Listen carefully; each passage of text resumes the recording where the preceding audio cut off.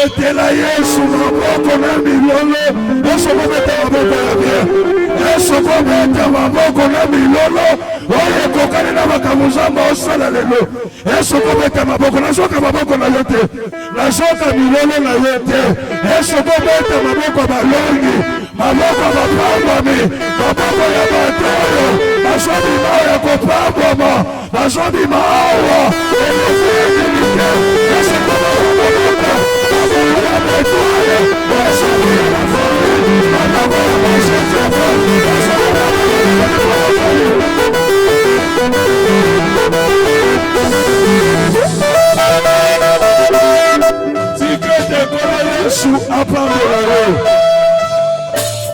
nalobi Nzambe oyo bimeli apambola yo olobi amena bien te esokolo ba ambeli ya ba jeune oyo baza na mafuta esokolo ba lele ya ba jeune oyo bazotoma na lelo apambola yo esokolo ba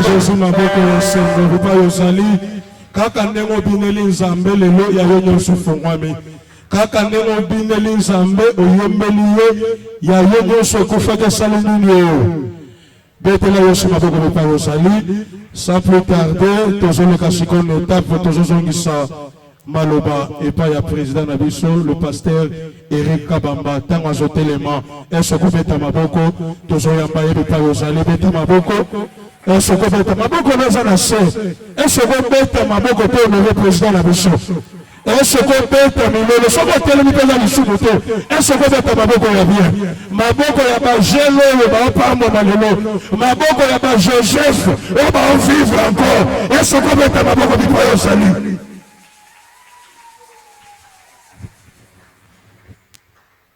Merci to beteli lisusu Nzambe maboko Kolo Yesu apambola yo amen oeza na se ayebite uzana na malili ya mvula ekangeli bawe ekangeli wana mais lokola yo Nzamba permettre ete na poko lelo oza na présence na ye tika Nzambe ya papa na biso apambola yo. Alors tozo pesa un grand merci à notre beau cher papa évêque Pascal Mukuna sala yango bien sala yango na lolendo sala yango na fier nyonso wete na nzela na ye nde yozo pambulama. Merci kolo pambula yo et merci na biso mususu zo pesa na basani na Nzambe nyonso oyo ba se présenter na poko lelo wana nazomona pasteur Osé kotelema bana Nzambe bayamba yo zali pasteur na biso ya communauté ACK sepele te poko lelo azala na biso elongo. Alors topamboli papa Miki na papa Kemi pour la présence Nathalie Moulate. C'est pour cela que nous avons que ils allaient à rendez-vous au Yoko raté. Ils allaient à rendez-vous à Jésus-Christ.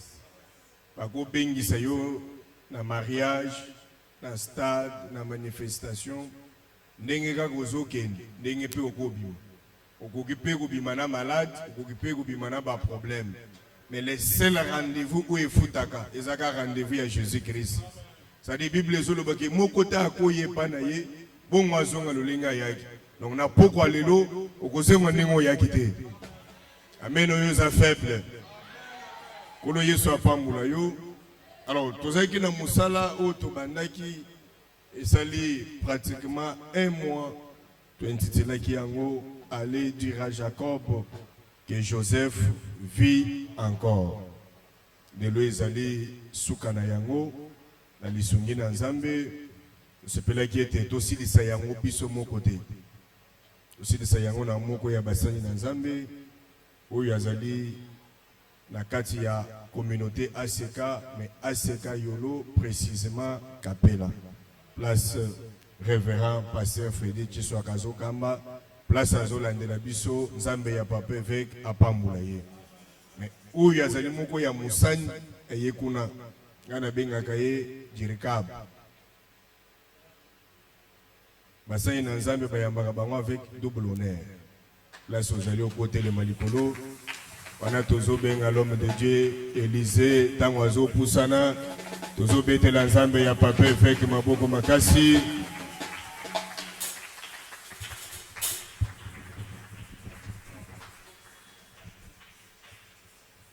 Merci. Amen, Église. Est-ce que vous pouvez bêter là, nous beaucoup bien? Apparemment, on met l'inga kate. Je pensais que non.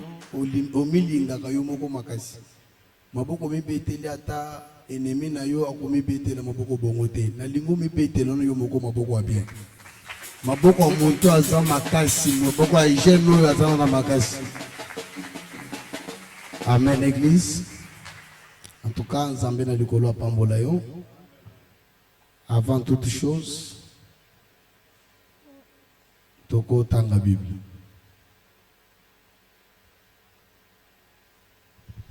On peut nous aider avec la lecture.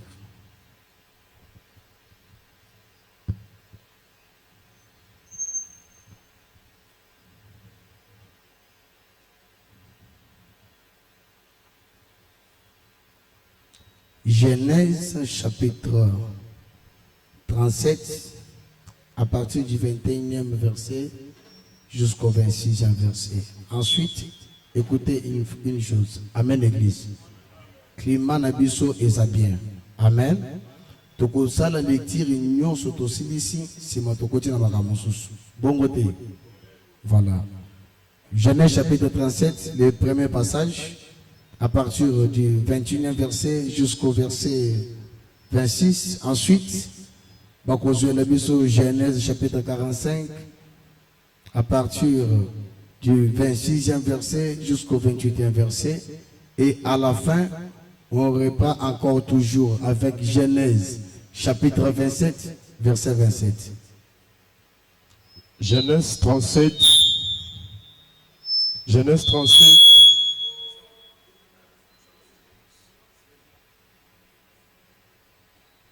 Genèse 37, du 21e au 26e verset, nous lisons au nom de Jésus. Nous lisons au nom puissant de Jésus-Christ. Ruben entendit cela et Ruben attendit cela. Et il les délivra de leurs mains.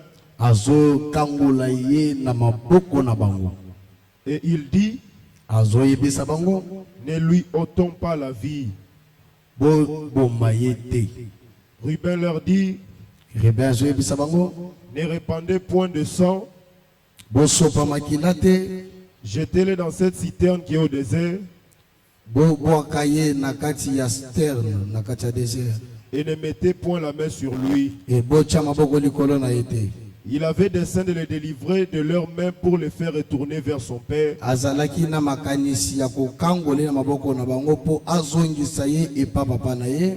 Lorsque Joseph fut arrivé auprès de ses frères, ils le dépouillèrent de sa tunique, de la tunique de plusieurs couleurs qu'elle lui avait sur lui.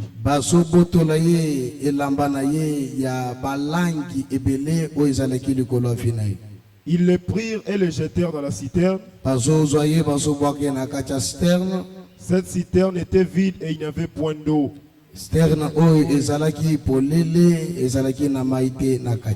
Ils s'assirent ensuite pour manger.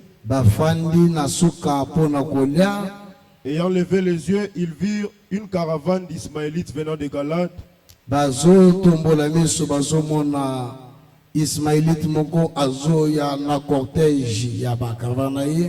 Leurs chameaux étaient chargés d'aromates, de baumes et de myrrhe.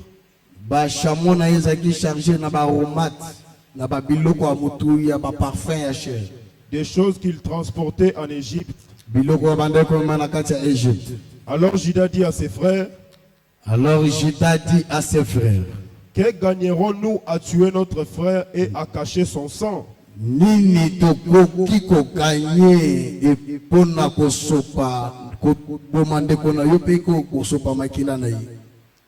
Amen. C'était le premier verset. Parole du Seigneur. Toko fandanase, tozo continue à lecture. Genèse 45, 26 à 28. Genèse 45, 26 à 28. Il lui dit, Joseph vit encore. Joseph vit encore. Et même c'est lui qui gouverne dans tous les pays d'Égypte. Mais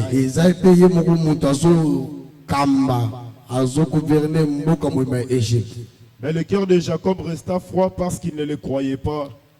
Le cœur de Jacob resta froid. Ils lui rapportèrent toutes les paroles que Joseph leur avait dites. Il vit le char que Joseph avait envoyé pour les transporter. C'est alors que l'esprit de Jacob, leur père, se ranima. Et Israël dit, c'est assez, Joseph mon fils vit encore. C'est vrai que Joseph mon fils vit encore. J'irai et je le verrai avant que je meure. Genèse chapitre 27, verset 27. Genèse chapitre 27, verset 27. Oui. Jacob s'approcha et le baisa. Jacob s'approcha et le baisa. Isaac sentit l'odeur de ses vêtements. Isaac sentit l'odeur de ses vêtements. Puis il le bénit et dit, voici l'odeur de mon fils est comme l'odeur d'un champ que l'Éternel a béni.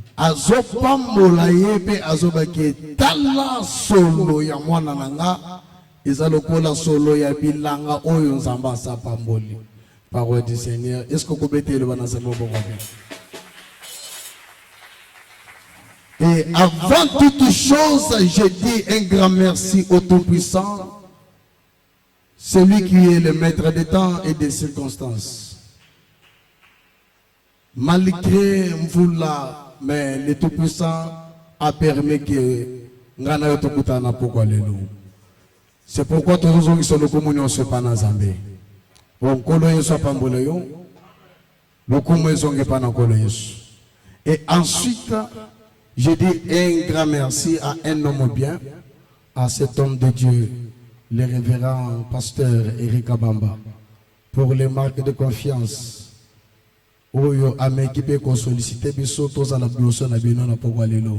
Merci beaucoup, Papa Eric. Et ensuite, je dis merci à Papa Osé Malela, à l'objet que non. Est-ce que tu ne soit pas osé à sa violence à soutenir Bissou? Je dis merci aux serviteurs puissants de l'Éternel, particulièrement à Papa Miki. Grand merci pour votre présence. Papa Kenny, Bassaï Nazambénos en général. Et sans oublier Papa Laurent, grand merci aussi à vous. Amen, Église. Et je peux tout dire merci à tout le monde, mais sans oublier à une personne très importante, à notre Jacob, notre Père, celui qui est le Père de Papa Eric, le Père de moi qui vous parle, le Père de Papa Niki, le Père de Papa Osé, l'évêque Pascal Mokon. Est-ce qu'on peut acclamer pour notre papa? Est-ce que tu peux acclamer pour notre Père? Est-ce que tu peux acclamer pour notre Père? Amen, Église. Voici mon sous-thème d'aujourd'hui. Place Balobi qui dit encore, Joseph vit encore. C'est qu'il vit encore. C'est ça notre sous-thème. Amen, Église. Et quand on parle que non, Jacob a son message, ils ont été pas battre. Il y a que Bazoye Bissaye et pas Bananaye Moko.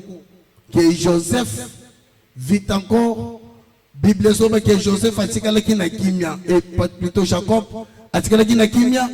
Andima qui n'a noté. Moté m'a tiré la kimia. Et il doutait encore à lui. Et c'était une bonne nouvelle. N'a pourquoi aller une bonne nouvelle la vie. Amen, Église. Je vous ai apporté une bonne nouvelle. Il y a peut-être que ce que tu pensais que c'est déjà fini, peut-être c'est le commencement de ce qui vient de commencer. Oh, ce que peut bien Zama Bandana yo. Ce que Bandana pensait que c'est déjà la fin, bien aimé, ce n'est pas la fin, c'est le commencement. De ce que c'est la pensée déjà que c'est déjà fini, on les a dit pour la bango. Mais pour Nzambé, c'est le commencement.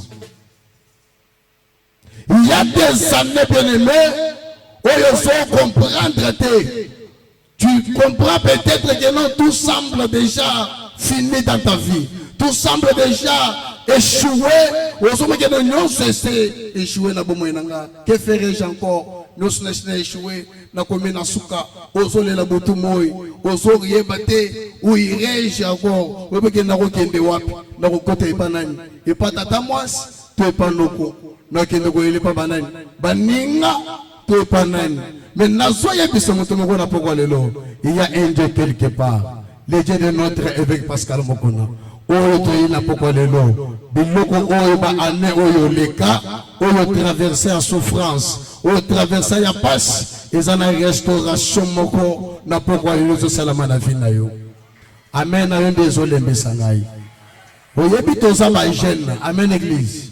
En étant jeune to cause la timidité jeune abongaka za la kasa kasa jeune soka kasa kasa te moins sur indiction exacte.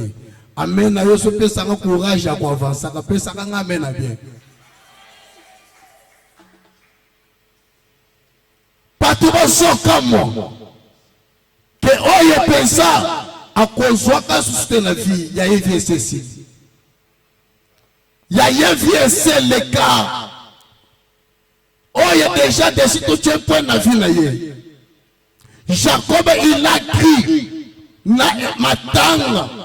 Il y a Joseph. Pourquoi? Parce qu'il va présenter qui est tunique. Il y a plusieurs couleurs. Jacob a zone di mamatang. Azo sala devant matanga moko oye zala kite. Na pourquoi les loba ngope basala fode na vie na yo. Matanga moko amabe. Oye zala ki réalité. Yo okanisi ba biso ke ye à cause de sous-souté. Mais laisse-moi vous dire une chose. Dans le moment Joseph basoti ne papa na ye, vous le savez très bien l'histoire. Nous allons rapide. Il était content d'aller encore voir ses frères. Là où il partait. Mais en allant, il y a des côtés dans ce qu'il et ça n'a pas qu'on a rencontré. Il y a des esprits que tu vas rencontrer dans ton chemin. Il y a des combats que tu vas rencontrer dans ton chemin. L'homme aura pour l'ennemi les gens de sa propre maison. Avant de rencontrer le combat dehors de votre maison, sache-le bien que il y a les ennemis, tes ennemis à toi, chez vous à la maison. Oh, amen, Église. Il y a des ennemis chez vous à la maison. Déjà qui ne veulent pas que tu avances dans la vie. Bato baso lingate ke yo kende liboso. Bango yibite ke yo afa ozwa. Bango échec na yo ezo sala bango essai. Ya bango échec bango baso beti la ngoma boko. Ah yeso yo. Tikanzamba avec moko na mona likambo na yo na pouvoir lelo. Moment Joseph Azoko mapembe na bande kona ye. Il y a déjà des complots au bazo sala sur place. Donc batu batambola kana ye na motema. Batu batambola kana Joseph na pasi na motema bazo yo keleli motema likunya. En voyant Joseph de l'un, voici le faiseur de songes. Joseph a tika la conformer d'autoté. Joseph a tika la kosala d'autoté. C'était Dieu qui parlait à Joseph. C'était Dieu qui montrait à Joseph l'avenir, son avenir. Je parle à un Joseph. Est-ce que Joseph me voit ça? Joséphine me voit famille na Azaao. Son cause ali pepa na lobo golo pepa. En étant Joseph, pour bien avancer dans la vie, pour réussir, tu dois passer et tu dois accepter les 3 écoles dans ta vie. En étant Joseph. Amen, Église. Tu veux être un leader. Tu veux être un bon leader. Tu veux être un ministre, un leader déjà. Acceptez tout d'abord ces 3 écoles. École Misat. Ce qu'on passe dans 3 écoles, tes bien-aimés, ça sera pour toi difficile de réussir dans la vie. La toute première école que tu dois apprendre beaucoup, c'est l'école de la maison de ton père. Dans la maison de père de Joseph, il a pris des grandes choses. Il a aidé Joseph d'aller jusqu'au bout, d'arriver jusqu'au sommet. Malgré le combat, mais Azaki n'a pas soubasumana ye. Zambena likolo, après soubasumana pour aller là. La kaniso ko pesa ngame na bien, na bike zamba likolo pesa soubasumana vina yo. La toute première chose que Joseph a appris dans la première école de la maison de son père, c'était la crainte de Dieu. Tu es jeune, tu as l'avenir devant toi. Apprends d'abord à craindre Dieu. Craignez le Seigneur. Ce qu'on a bangansambé, ozo tambola kibudi budi keba ke okufa avant l'âge. Ce côté de la jeune de l'Eba Sokufa, n'a pas cimetière à Gombe, ok, il a cimetière à Kitam, et Tondi na Bilingue.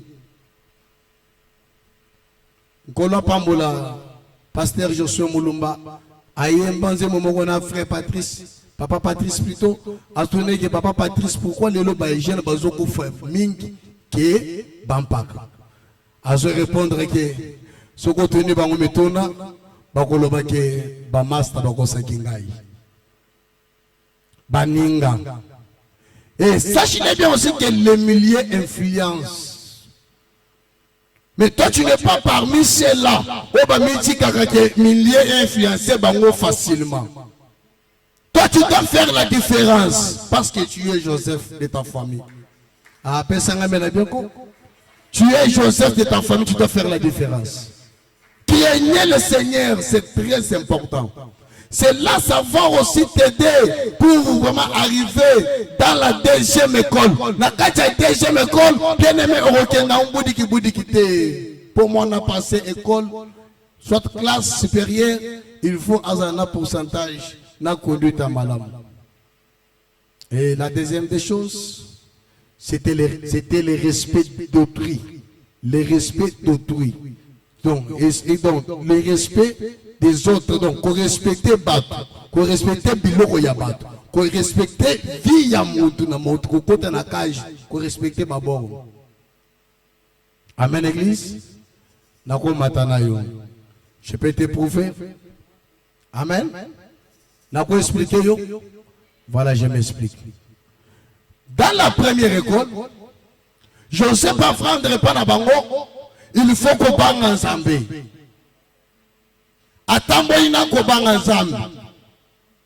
Il se retrouve après la vente vraiment que nous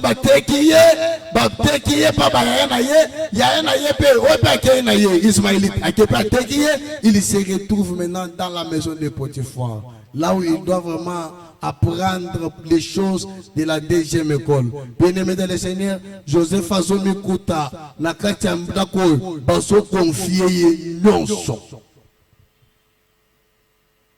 Potiphar a baissé tout.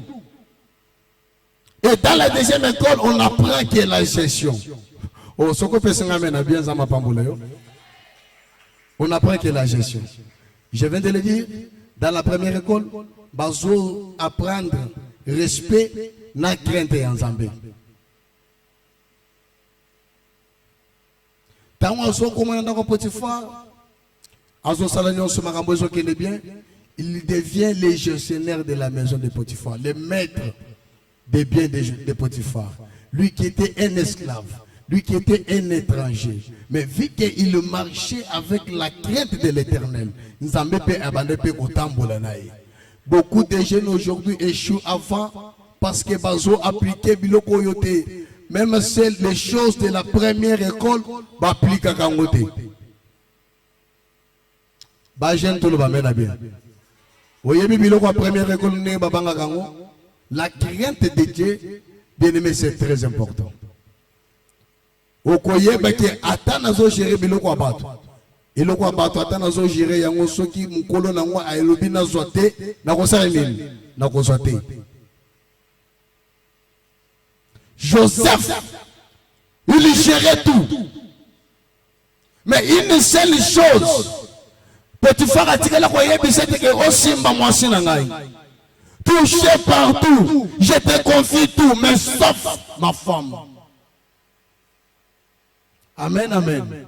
Les loba genebele, bazomikuta, na esprit, oyo moko, oba kino babenga peut-être ceux qui minima ba jikolo. Mère moko boazana état dans ma bienté. Vu que yo au salé de l'autre côté, mais à ce permettre à faire ça comme biloko bambo, on se met dans iPhone. Mais yo comme ce que bébé bouchon aïe. Mais moi ça il parle. Aussi bien ba interdit. Dans ce cas-là, au côté de la protection. Genèse sur le bamen. Au côté de la protection. Au côté de la mais équilibre exaté.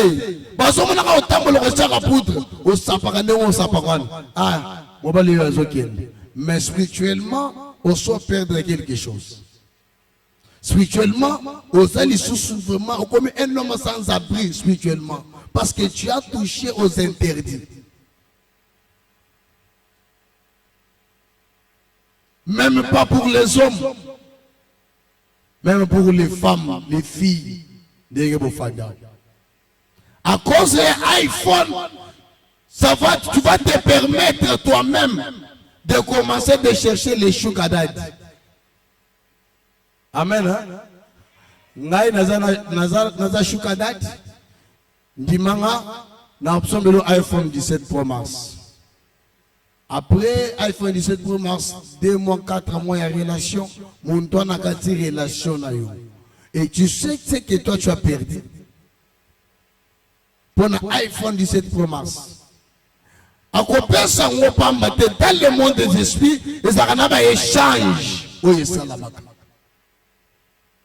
le présent, tu acceptes de perdre vraiment ton avenir qui était meilleur.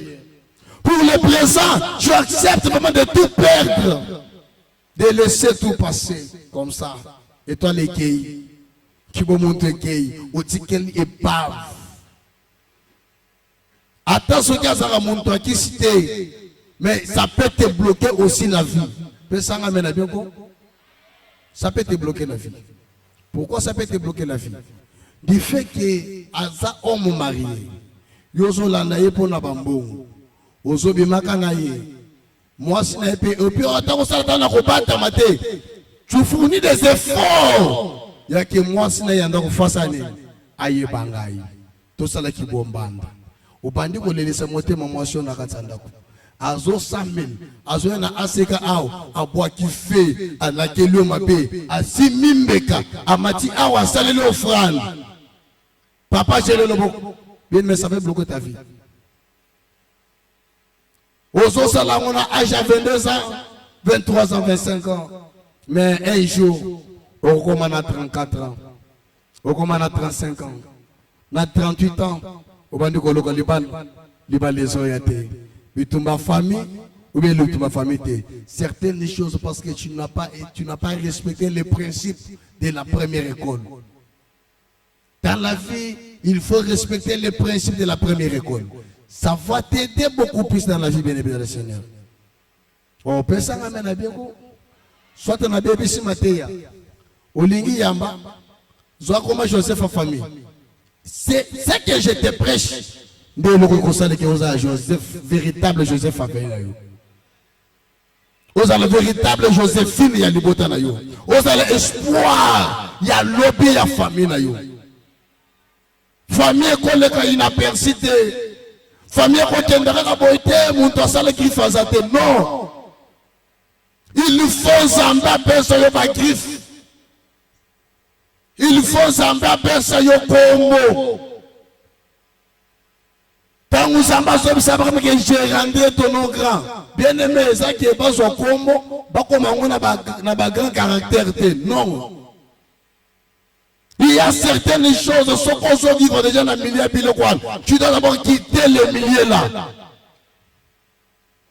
Amen. Quitter le milieu. Le milieu va choukadadis. Fais quoi? Quitter.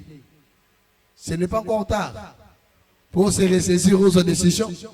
Oloka Nzamba moko na bongi safina yo. Nzamba bo apambola mukol monto azalaki inspiré pour na temo. Va dire à Jacob que Joseph vient encore. Yaya na pokwa lelo il faut Nzambe à restaurer le comment ko se kufa ki na vina yo. Nazobe ki Nzamba restauration à restaurer nos soso perda ki na vina yo. Quand on est sur le bas, ce qui spirituellement on se perdra qui bien aimé, possession ya vinayo, Nzambe ya mukuna, à rétablir, à restaurer, Mikambo ya perdra la vinayo. Ce qu'on peut s'y amener à bien, Nzambe avec abandonner. On se peut s'y amener à bien. Ce qu'on peut s'y amener à bien, Nzambe avec la capacité de restaurer. Nzamba mukuna restauraka ata muntu akomi na koma Nzamba za na capacité ko restaurer yo nabike ata vina yo okutana kina bato misala mabe baleki Nzamba mukuna na makasite baleki Nzamba papa na makasite na pokwa lelo il faut rencontrer Nzambe wana rencontrer puissance na bango pe makamwa. Amen église na bango pe makamwa ezaye bien ça était. Nzamba a la capacité de changer vie à monde. La deuxième chose, c'était la gestion de la deuxième école.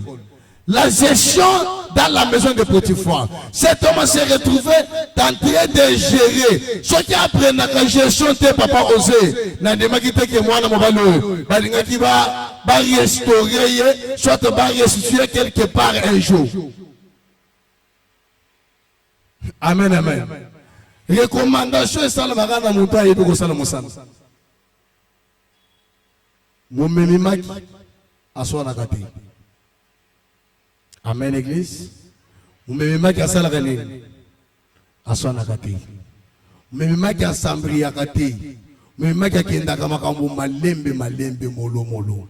Oso tam oso beke ah. Nga yo vie ko simba te. E ko simba. Atakutani na mwasi ya Potiphar na kanana yo. Rassure-toi que Naza Joseph n'a quoi perdre. Ça va prendre on n'a pas de sauter. On m'a pris le respect et la crainte de Dieu. Naza ke nzamba moko na poko lelo apel solo ko ya moto na vie na yo. Tango asokutana na mwasi ya Potiphar malgré non soana Joseph n'était pas resté vraiment condamné dans la prison. Et puis, par exemple, qui est dans la prison, parce qu'il est dans la prison, il est la troisième école de sa vie. Amen, église. La troisième école de sa vie, Joseph est dans la prison, il y a pamba. Mundo ya zalakana et loko ya nzambe katina ye. Asa poursuivi par deux personnes. Amen. Satan zoluka muntu pour asservir ye. Nzambe azoluka pe muntu atikala ye pour asservir ye pour asala na ye katina ye. Mais dans ce cas-là, ce sont des combats que tu vas rencontrer. Okukuta na mu mekano ya ba façon na ba forme na ngonyos. Mais tant okuta na ba combat, na ba tentation, bien aimé dans le Seigneur, ne te laisse pas faire. Osa la vraiment facile à manipuler. Osa la facile, il y a quoi dire n'importe quoi, n'importe comment. Non, tu es jeune, tu dois te rassurer de ton avenir. Bien aimé dans le Seigneur, Tosa par Joseph et notre père, il est Jacob. Et notre père, il est Jacob. Il a besoin d'attendre une bonne nouvelle un jour. Que ton Joseph là vit encore. Ton Dieu l'a béni. Ton Dieu l'a donné ce qu'il cherchait. Dans ce cas-là, il sera content. Vous dites que papa, ngayo na komi ministre. Nasa mwana na yo. Na église depuis jeunesse. Na koli. Nous sommes ministres. Arobeke non. C'est-à-dire, na koleka inapercité. Nzamba zokoba na kopesa nga bilombe. Pour azwa bilombe lobi, il faut yo jeune au batele ki bolenge na yo.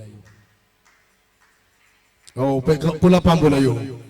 Pour que notre Père ait des zéros, hein? Et c'est aussi que yo au batele ki bolenge na yo.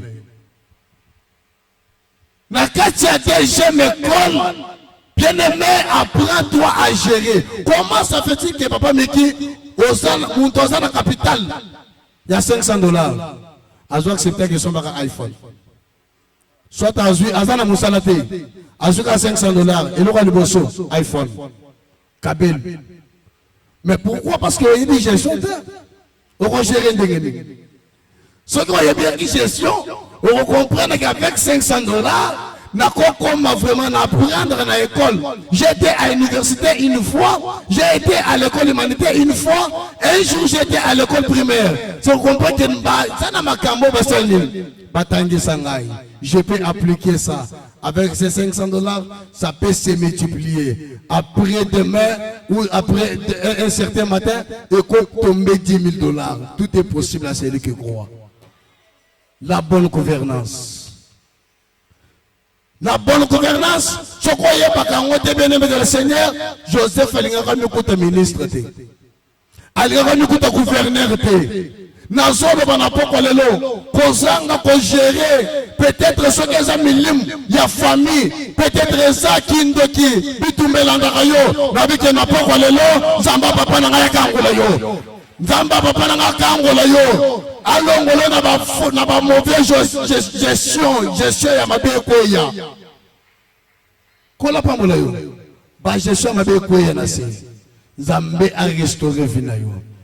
Na moment zokota na kati ya 3e école, c'était la prison basel na Zambé. Parce que na kati ya prison, une fois zokota, basana a besoin de deux choses, c'est le cœur et la tête. Joseph a côté qui na prison pa mabambate, bisika va ko bande ko tcha ba prisonnier ya mokozi. Tango zokota place wana, azokota na sagesse. Na chef à prison avec non. Na mona partout ya mayeli, mais cet hébreu, un étranger comme ça, azana boani. Oyo fois comment mon cause a pas prisonnier. Parce qu'on nomme Joseph chef des prisonniers. Comme na kati ya prison, leadership besoin landaye partout. Azo banda ko gérer pas prisonnier. Nazo banda poko lelo, zamba moko na pesa ka bato mayele. Zamba pe sauver mayele aya. Il faut tu dois avoir une bonne tête. Tu dois avoir la tête, une tête bien faite. Zamba moko na pesa yo mayele bien aimé. Salomon senga ki nzambe, sagesse na intelligence. Zamba péché sagesse na intelligence. Asuke ki on a te abakisele ke bosui. Toi tu dois gérer et tu dois apparaître dans ce monde.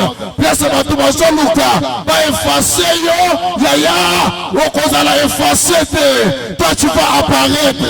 Si tu me dis mon ami bien-aimé, même dans la prison, puisque on va enfermer, Zamba effectivement qu'on a appelle ça l'identité à Sika. Ce qu'on peut s'inamène à bien bandanayo. Même en la prison, ça n'empêche pas à l'aider de mon père d'agir bien aimé de le Seigneur. Même dans la prison, cet homme Dieu, cet homme je suis, il va toujours agir. Je suis seulement quelque part. Mon père agit jusqu'à présent et moi aussi j'agis. N'a pourquoi le Dieu de mon père n'est pas mort. Le Dieu de mon père agit jusqu'à présent. C'est pourquoi je suis en train de te parler. Toi qui m'écoutes bien, Nazolo Banake attend la prison ya qui famille na yo. Zambé a la capacité, la condition de la famille pour te faire du bien. Dieu a la capacité de tout changer dans ta vie. Oh, est-ce que dans la Joseph Moro Awate? Oh, la confort, on amène à bien. Tu n'as pas compris, je dois insister. Nazoye bisa motomoko na poko lelo. Oza David. Attends oza qui na kata bourse, na kata zamba. Pour être un bon leader des gens, tu dois tout d'abord être un bon berger des animaux. Nazoye moto zamba na likolo, alo kote longa na kata zamba. Na zamba bakanisike bakyo kunda yo. Bakundi yo te, ndoka zamba ta kata ko préparer yo. Dieu prépare à la personne partout. Attends, Apollo. Dieu va te préparer. Tu es Joseph de ta famille. Et tu ne passeras jamais inaperçu sur cette terre. Sur cette terre, toi tu vas laisser tes empreintes. Sur cette terre, toi tu vas marquer ton époque. Sur cette terre, malgré leur fausse accusation, yaya bako échoué na yango. Ekotika la na yango papa. Basala makita. Baluka babomayo. Baluka batuwe basala mabe. Attaque Zambé à Jacob. N'a pas encore abandonné Joseph. Même le Dieu de mon père évêque Mokona ne va pas aussi t'abandonner ce soir. Nous tout le monde comprend. Joseph, il est différent de l'enfant prodige. Ah oui, papa. Joseph, il est différent de l'enfant prodige. Joseph, il sort de la maison de son père. Pas par sa propre volonté, mais par la volonté de son père. Allez voir ton frère, tes frères, et amenez-les quoi? À manger. Et puis, bonne nouvelle, il sort vraiment chez eux, avec l'alliance de son père. Il sort avec l'alliance de son père. Il sort avec la bénédiction. La bénédiction, ce n'est pas les biens matériels. La bénédiction, c'est la parole. La bénédiction, c'est la parole. Et Joseph accueille Maliki dans son vassal. Vous voyez pourquoi Joseph était? Parce qu'il était sous l'alliance de son père. Nazomana pourquoi le lot. Mon côté à l'ongolo na aseka. Kolobate ke na koli nanga na kokende ko banda dikablo quelque part. Awa sala non sokosal. Ton maman il était sous l'alliance de ton père. Ah kola pambola yo. Accepter de sortir avec l'alliance. Et cette alliance doit t'accompagner partout. Mais pour 3 minutes, je peux chuter. Allez dire à Jacob que Joseph vit encore. Deuxième point, je parlais sur de l'enfant prodige. Cet enfant bien-aimé dans le Seigneur, Azala quitté l'alliance à papa naye. Lui, il sort chez eux avec les biens. Papa ye, tananga e koki. Pesangana sanil, nabima, nakende kosala makamonanga, ngana to se débarrasser, kopa ne vide. Il sort chez eux avec les biens matériels de son père et non avec l'alliance de son père. Anala, azokende ko rencontrer ba combat et depuis nyonso atikali me vide. Cet enfant rentre chez eux en étant serviteur. Mwana Moussala. Amen, église. Mais Joseph a zonga Mwana Moussala te. Joseph a zonga vraiment chef. Non, maman famille ont traversé ba calvaire. Maman famille ont traversé Banzala. Joseph a zonga chef yaya. Zamba sala ke zonga chef la famille na yo. Kozonga zonga lelo, tu ne rentres pas yaya seul et à main vide. Toi tu vas rentrer avec la bénédiction en étant chef de ta famille. Yebeke na mapeka na yo, tu as une charge. La charge de ta famille est sur tes épaules. La charge de ta famille est sur tes épaules. Tu as une vision, bien-aimé de le Seigneur. Zamba mukuna pambola mutomoko na poko lelo. Tu as une vision, yaya. Comme tu as une vision, yaya, tu dois tout bouleverser dans le monde de tes ennemis. Voyez bien le gomoko?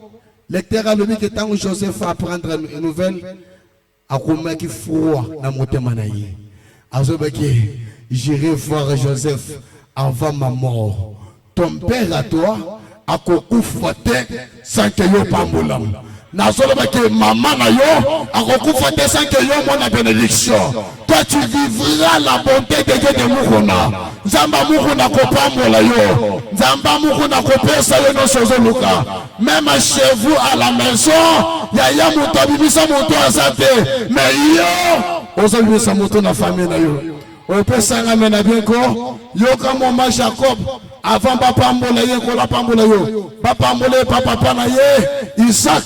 Écoutez les paroles d'Isaac. Voici l'odeur de mon fils et comme un champ que l'Éternel a béni. Yaya, le problème c'est l'odeur et l'odeur c'est la réputation. Kobebi sa réputation na yote. Kobebi sa réputation na yote. Ozaje lolingoza na Joseph alobi kobebi sa réputation na yote. Yaya tikala na odeur. Odeur et de bénédiction. Voici l'odeur de mon fils. Et comme un chat que l'Éternel a béni. Yaya, tu es déjà béni. Na pourquoi le Seigneur parle déjà. Nazolo bake Joseph mo kwa bete la Yesu mololo ya bien. Est-ce que ko bete la Yesu maboko ya bien? Que n'a pas quoi le lot, on s'en parle déjà. Joseph, Jacob, il a été restauré avec le retour de son fils. Papa Eric, 1 seconde ou 30 secondes. Jacob a été restauré na retour, na rencontre na ya Joseph.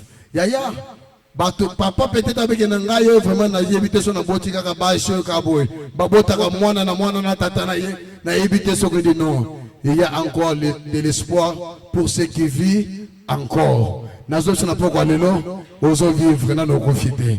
Wana zambatanga na bango et ton père sera restauré, ta famille sera restaurée, toi-même tu seras restauré. Le Dieu de cet homme, le Dieu de mon père, le Dieu de la Seka est vivant. Pour na poko lelo zamba moko na pambo la vie na yo.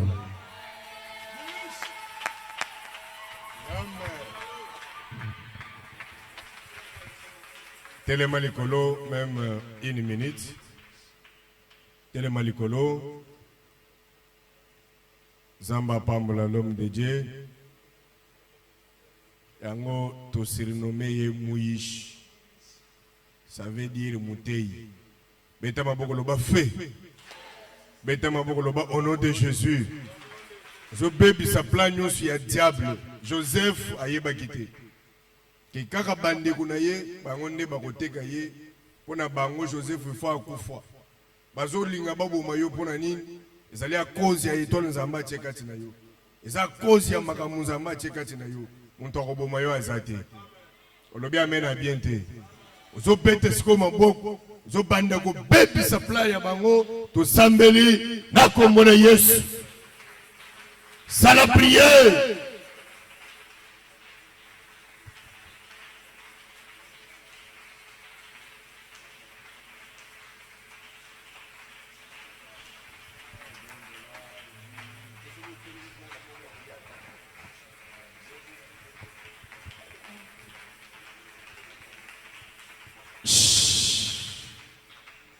Chamaboko mebale na mutu.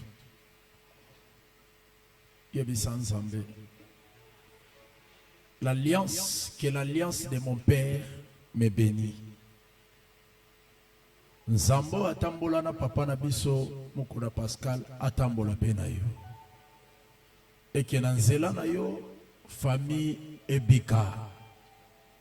Na moment ya pasi ya nzala, c'est Joseph qui est venu au secours de sa famille. Yebisa nzamba mukuna salanga Esther, salanga Joseph a famille. Nzambe 2026 alliance a papa etambola nanga nazwa famille en charge to sambeli na kombo na Yesu.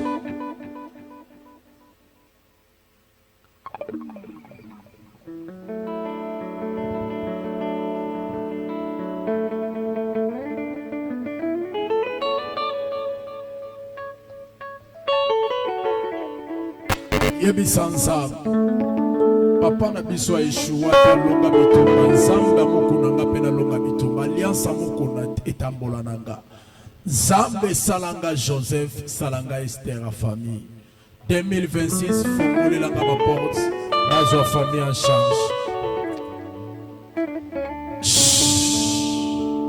fande sikezwamio Zambe ya papa na biso apambola yo. Zambe ya papa na biso apambola yo. Nalingesi ke zwami yo. Koloba eza bien, kondima pe eza bien. Mais les kakamotuya, ils ont passé à l'acte ce que vous avez écouté